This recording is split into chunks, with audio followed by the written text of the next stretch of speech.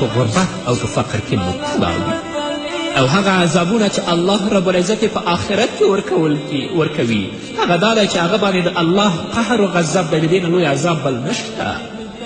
او دویم چې د دې به بد او سخت حساب وي چې الله کله حساب کوي ورسره. او دریم دا چې آخر دا چې والعذاب بالنار چې الله به د جهنم په اور کې دې ته عذاب ورکوي. الله رب العزت دې په موږ باندې رحم وکړي.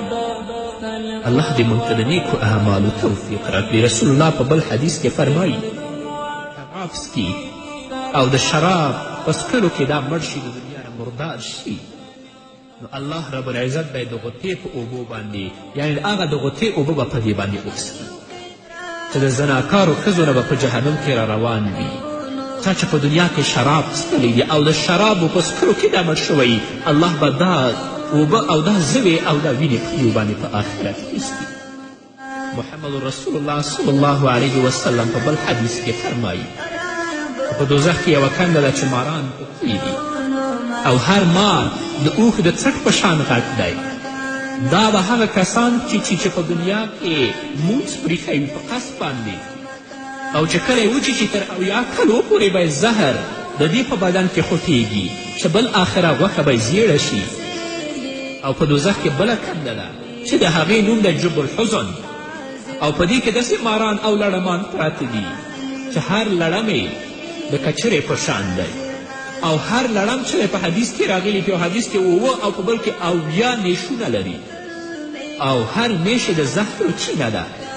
نو دا لړمان او دا ماران به زناکارو ته ټک ورکوي او چیچي به او په بدن کې به یې زهر ورپرېږدي. تر 1000 کالو پورې به دغه کس کې د دغه زهرو تریخوالی پروت وي او محسوس کوي چې بالآخره غوښه به یې زیړه شي. چې کوم ځای نه زنا کړي د هغه ځای نه به ټولې ژبې رواني. الله دې په موږ باندې رحم وکړي.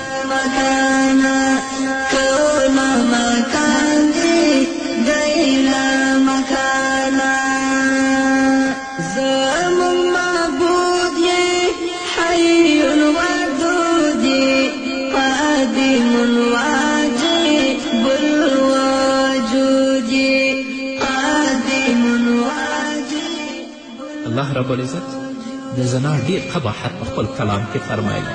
سا السبیله دې ته ویلي ډېر بده لاره یې ویلې ده.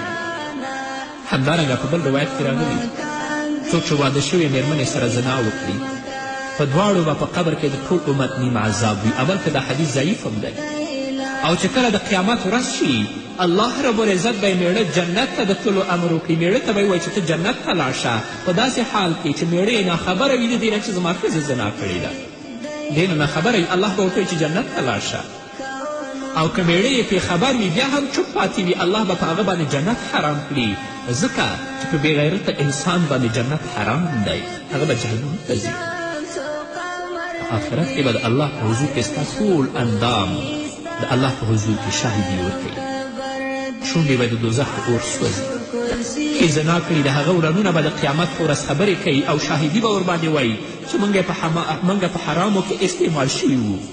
الله به ورته په قهر او غصې سره وګوري تر دې پورې چې د مخ غوښې به یې ټولې راتویې شي. دا به منکر کېږي وایي دا کارونه ما نه دي کړي. ژبه به پرې شاهدي ووایي چې په ما یې حرامې خبرې کړي دي. لاسونه به پرې شاهدي وایي چې موږ یې د حرامو لپاره غځولي وو. سترګې به پرې شاهدي وایي چې په موږ یې حرام کتلي ول.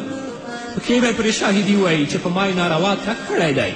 د شرم ځای به پرې شاهدي وایي چې په ما یې زنا کړې ده. حافظه ملایکې به پرې شاهدي وایي چې ما اورېدلي دي. بله به ووایي چې ما لیکلي دي. الله رب العزت به ووایي چې زه پرې خبر وم خو پرده مې پرې اچولې وه. بیا به الله ملایکو ته ووایي چې ونیسئ عذاب ورکړئ. زما عذاب د هغه کس لپاره ډیر دی چې زما څخه حیا نه کېدله. د خلکو نه به حیا کوله خو زما نه یې نه کوله. د دې خبرې پخلی د الله رب العزت په کلام کې شوی چې یوم تشهد علیهم السنتهم و ایدیهم و ارجلهم بما کانوا یعلمون. هغه ورځ چې خپله ژبه لاسونه او پښې به د هغو کارونو شاهدي ورباندې وایي چې دوی به په دنیا کې کول. الله رب العزت دې موږ ته د نیکو اعمالو توفیق راکړي. هغه اعمال چې هغه باندې الله راضي کیږي د هغو بدو عملونو نه چې د الله رب العزت د قهر او د غضب سبب ګرځي الله دې موږ وساتي. خصوصا د دې سپک او د فاسد کار نه الله دې په موږ باندې رحم وکړي. نو قدرمنو اورېدونکو دا وه زموږ نننۍ خپرونه چې ستاسو درانه حضور ته وړاندې کړه. تر بلې خپرونې پورې چې زه بیا هم ستاسو درانه حضور ته راځم، تاسو ټول په پاک حق سپارم.